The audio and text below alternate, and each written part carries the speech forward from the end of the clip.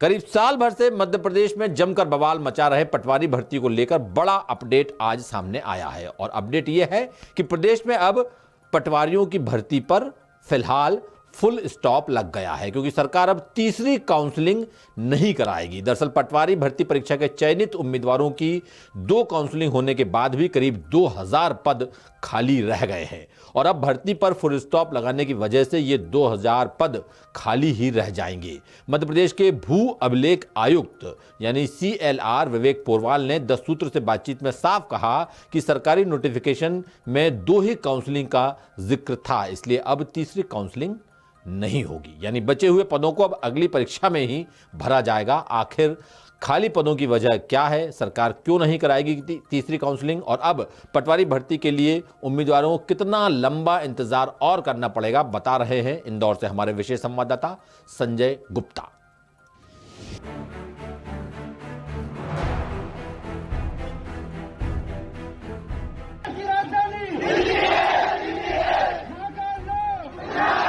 खबर की शुरुआत करते हैं एक बेहद जरूरी सवाल के साथ। सवाल यह है कि क्या पटवारी भर्ती के बचे हुए करीब 2000 उम्मीदवारों को अगली भर्ती के लिए 5 साल का इंतजार करना होगा? अब इस सवाल का जवाब तलाशने की कोशिश करते हैं। दरअसल साल 2023 से पहले पटवारी भर्ती परीक्षा 2017 में हुई थी, यानी 5 साल पहले।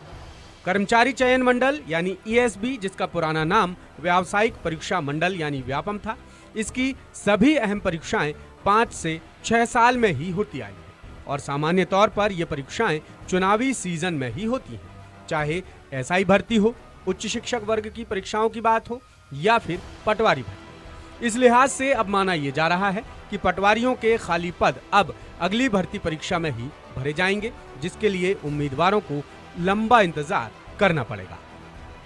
अब बात करते हैं पटवारी भर्ती की वेटिंग लिस्ट को लेकर सरकार के नियम और कायदों।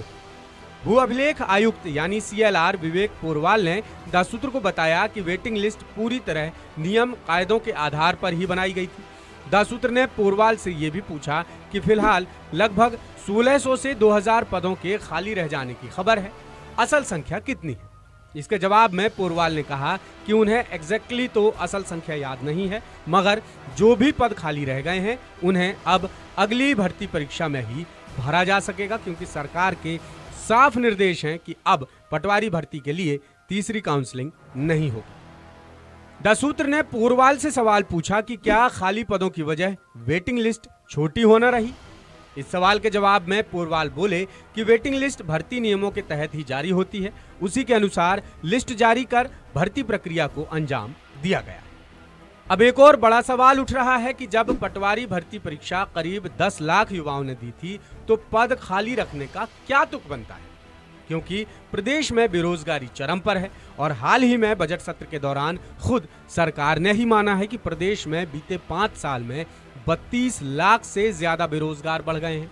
इनमें भी पढ़े लिखे बेरोजगारों की संख्या सबसे ज्यादा है, और जब इतनी संख्या में युवाओं ने परीक्षा दी है तो फिर खाली पद क्यों रहने चाहिए?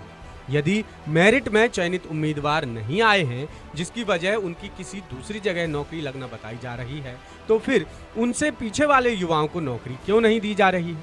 परीक्षा देने वाले युवाओं का भी आरोप है कि बैतूल और खरगोन समेत कई जिलों में ऐसा हुआ है कि वहां पहली काउंसलिंग में खाली रहे पदों के लिए जब दूसरी काउंसलिंग कराई गई तो उसमें फिर उन्हीं उम्मीदवारों को वेटिंग लिस्ट में जोड़ दिया गया जो पहली काउंसलिंग में नहीं पहुंचे थे, जबकि रूल बुक के हिसाब से पहली काउंसलिंग में शामिल ना होने वाले उम्मीदवारों की जगह बाकी उम्मीदवारों को मेरिट के हिसाब से दूसरी काउंसलिंग में बुलाया जाना था।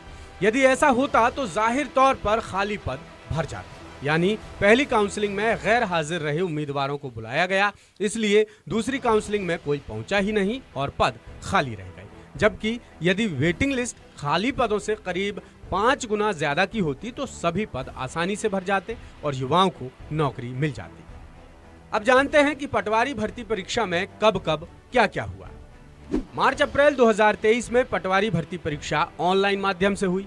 करीब 12 लाख उम्मीदवारों ने परीक्षा के फॉर्म भरे और 9,78,000 उम्मीदवार परीक्षा में बैठे। परीक्षा का रिजल्ट 30 जून को आया, जिसमें ग्वालियर के एनआरआई कॉलेज से ही मेरिट में 10 में से 7 टॉपर्स होने से विवाद खड़ा हो गया।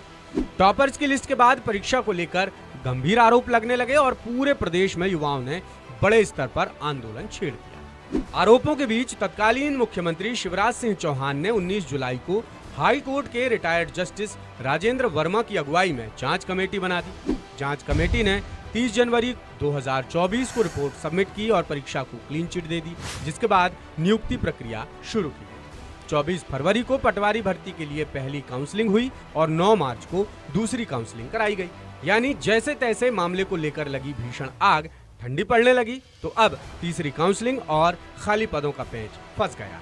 यानी पटवारी भर्ती को लेकर उलझनें अभी भी बरकरार हैं और ये कब सुलझेंगी इसका फिलहाल कुछ भी अता पता नहीं है।